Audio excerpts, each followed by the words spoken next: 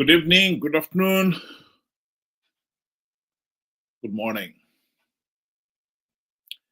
Corruption in Zimbabwe is rampant. The thing is, it is so deep rooted, the regime cannot uproot it anymore. It has lasted for so many decades. It has permeated every sector in the country.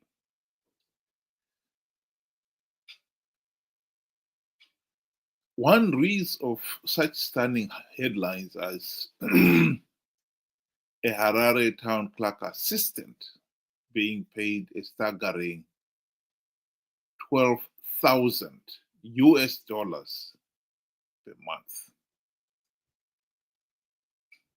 How is that possible? This is a council that is failing to provide even the most basic services. Cannot supply clean running water.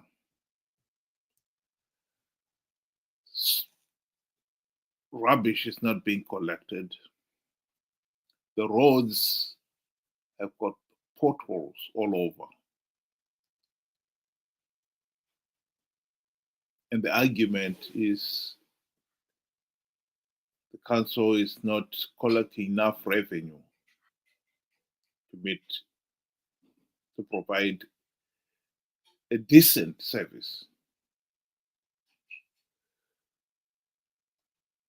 So it cannot deliver the ratepayers a decent service and yet can continue to pay individuals like the town clerk's assistant 12,000 US dollars per month. How is that possible? This is what happens when corruption becomes the order of the day. Corruption in Zimbabwe has become rampant. There is no denying that. And the regime itself, as much as Mnangagwa promised that he was going to stamp out corruption, zero tolerance to corruption, he said. The truth of the matter is, he is totally helpless to do anything about it. Corruption has become the order of the day. That is the reality. And the reality that Zimbabweans should accept.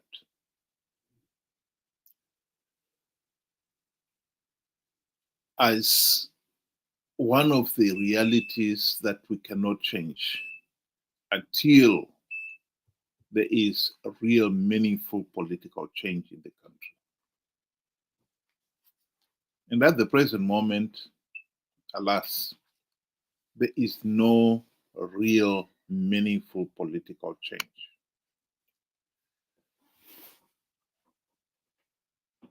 We have had a situation where we've gone round and round in circles. And one of the reasons why is that we have had my fellow Zimbabweans, an opposition that has proven to be totally ineffective.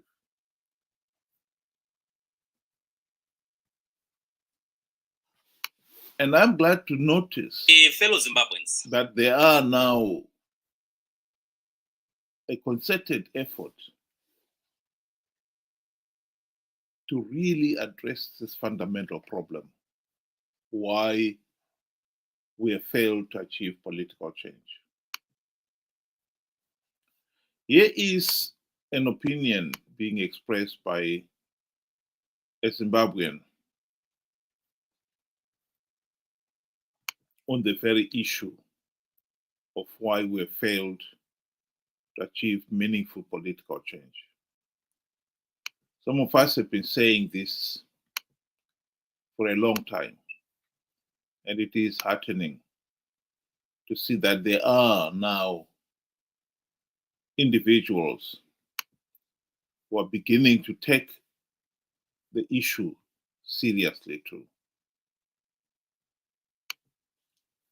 Let's just listen to what this gentleman has got to say.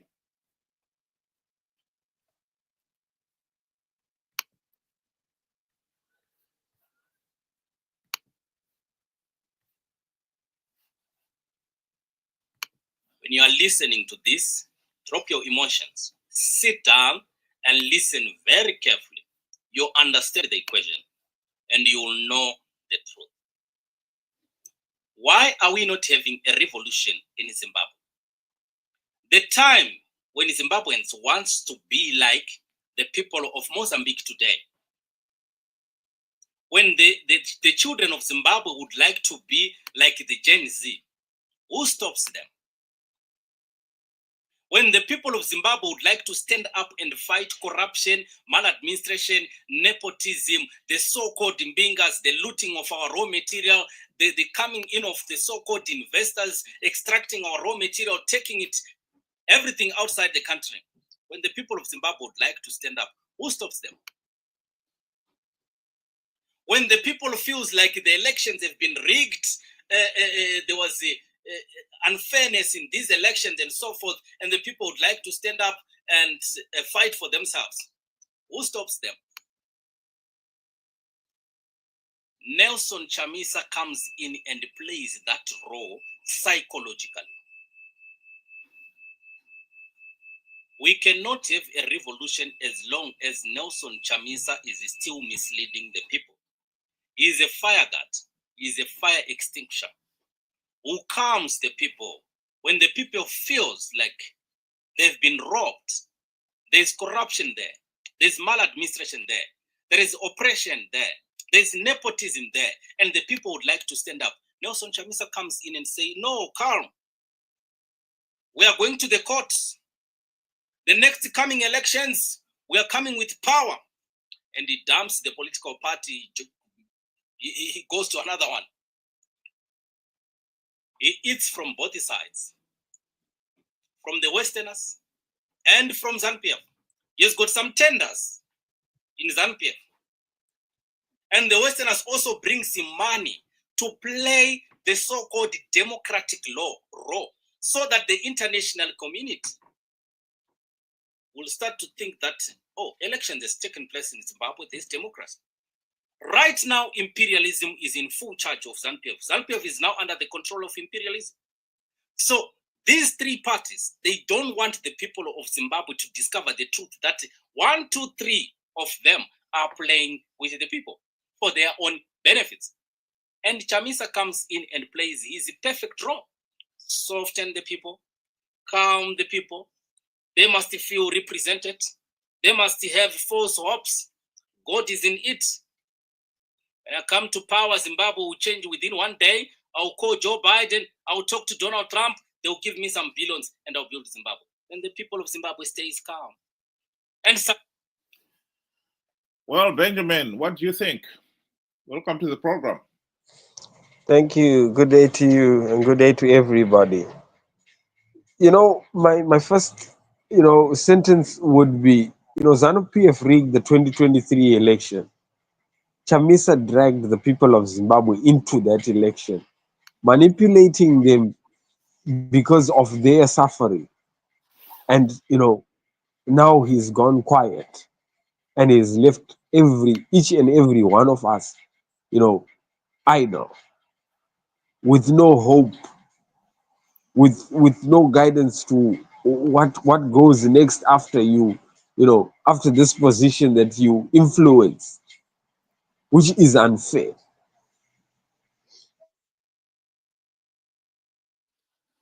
Well, I think what I liked about that video clip is that we have been saying some of these things and were being denounced by particularly some of the diehards Chamisa Chete Chete Brigade,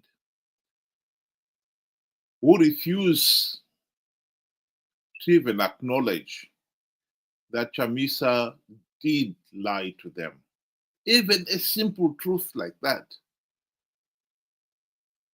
There is the evidence. Are you denying that he said he is going to plug the vote-rigging loopholes? They cannot deny it because they know he said it.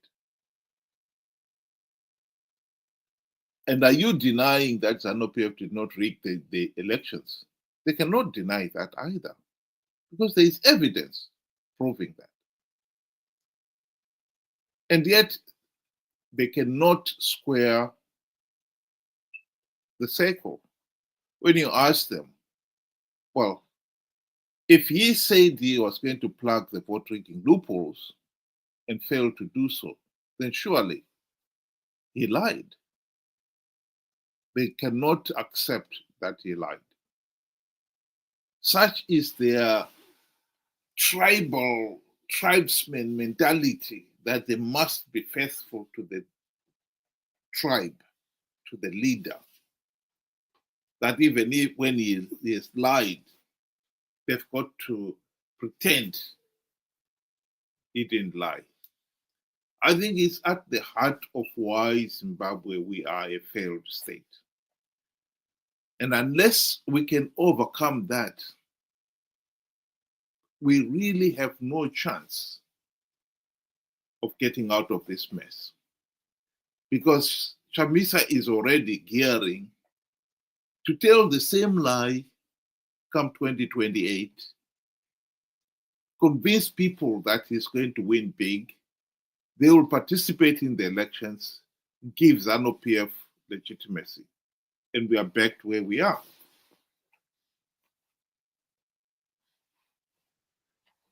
One plus one is equal to 2. If you think otherwise, you will fail. The Chamisa clan will go out and protect, Chamisa no matter what. They have to carry the burden. Chamisa lied. He stood up in front of millions and he invoked God as well to say, cabinet has already been, set in heaven. Come hell, come high water. It's guaranteed. And people clapped. He manipulated on your suffering, on your eagerness to get rid of Zanu PF. That is what he used. He manipulated you. He took you for a fool. Unless you realize that, you're going to be in trouble. Right now, all this peace and quiet, he is planning to do it all over again. People can be so naive sometimes that they want to see Mnangagwa and Chamisa holding hands to show that they're in this together. If they do that, then it becomes obvious. It becomes too obvious. They will not do that. Rather, they will create a situation where it's, they are direct opposites. Yet behind the scenes, they are one and the same thing. They have packed together. Keep the calm. Work on them. Said they go for elections. Once we all go for elections, we get a legitimate government, and we will square you up. That is exactly what is happening here. And unfortunately, the Chamisa brigade, like you say, they are so foolish enough that they themselves will be up in arms against those that are talking sense. 1 plus 1 will always be 2. If you think it's 3 or 4, you will always fail. Hence, Zimbabwe is a failed state. I was going to conclude my remark by playing the video where Chamisa is taken to task on that very issue of lying. Ende patakasangana na Trump akatibvunza naye akomana mari yamuri kuda kuti nyika ifambe imari. Serious questions were raised about your behaviour in Washington, D.C. You did see some senior people on Capitol Hill, some Congress people, but you also claimed that you'd seen Donald Trump. You claimed you had a conversation with him in which you said he asked you how much you needed to move the country forward. You told him $15 billion, and he said to you that he would provide the money if you won the election. That was not true, was it? Sangana na Trump akatibvunza naye akomana. It was not true that you'd seen Donald Trump and that Donald Trump indicated to you that he would provide, if you won the election, but $15 billion. All those statements were said by other people, not what I said. Well, no, because there is a video which shows you at a rally in January back home in Zimbabwe saying that Donald Trump had pretty much promised you $15 billion. To be clear, because some people in Zimbabwe are still confused, you're now telling me you did not meet Donald Trump. We did not. As long as we have got millions of people out there who are so naive, ignorant, and gullible to the point that they would refuse to accept that Chamisa is a liar, corrupt, and incompetent, even when they are presented with all the evidence. Zimbabwe is going nowhere. Because let me assure you, MDC CCC, ever since the 2008 to 2013 GNU, have been double-crossing the people. They've been running with the povo hair while hunting with the Zanu PF hounds. Why it has taken 24 years for the penny to drop, beggars belief. But the worst thing about it all is that as long as people remain naive, gullible, and ignorant, Zimbabwe is not getting out of this hell on earth that we've landed ourselves in. That is the truth. And that is the message people must, whether they like it or not, accept.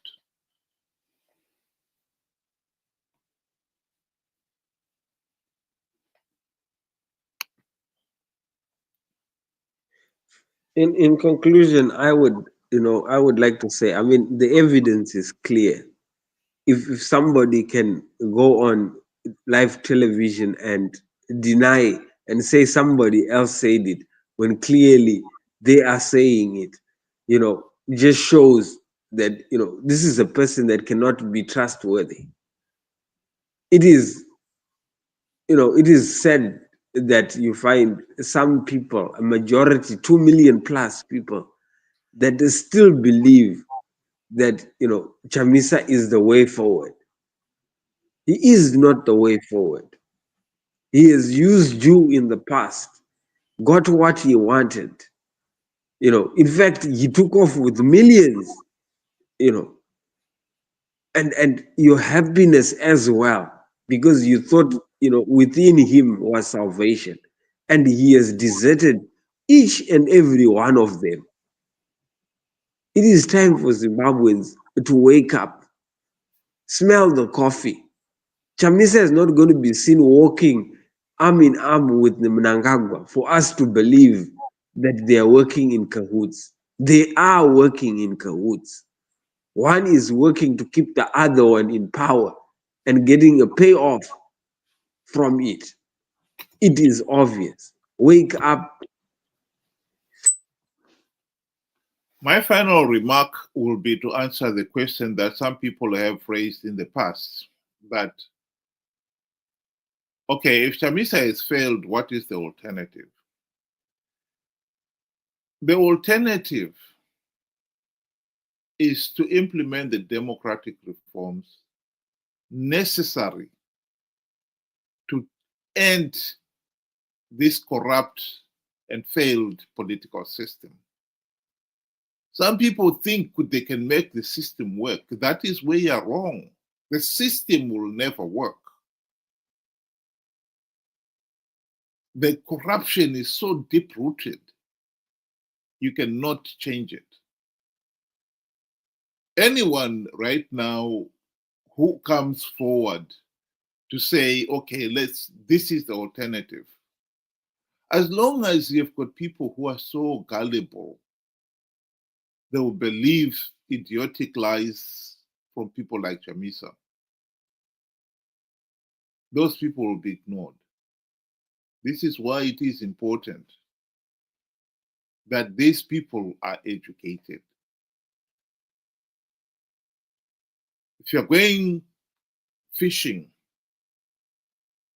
and you're told that this is a sewage pond, it is naive to think you would ever get quality leaders, quality fish from a sewage pond. Zimbabwe's political system is a sewage pond. We need to drain it first if we're going to get quality leaders.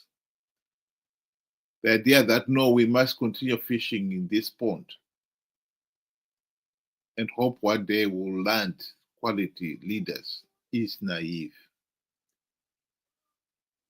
After 44 years and counting of rigged elections, we can end this madness.